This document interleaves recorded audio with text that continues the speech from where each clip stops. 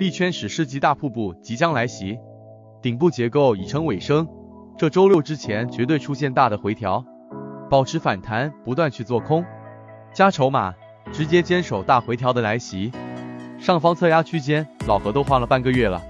迟迟冲击不上去，老何也多次反弹空下来，高位一直做空，啥也不说了，保持初心，一干到底。前方路漫漫，唯有空头作伴。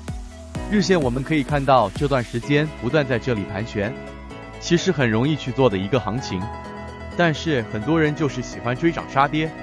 导致点位最后没变，仓位没了，我的钱呢？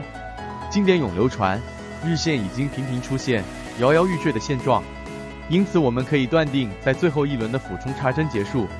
那么就是空头的信仰，机会来临，记得把握好，不要去临阵脱逃。从老何的图中就可看到区间答案，简单不多说，搞就完了。空头永不言弃，反弹是机会，任何一波下跌也不要错过，控制好自己手中的筹码，来不断的滚动起来，别等1700破位下行的时候你才回过神，1600都不是梦。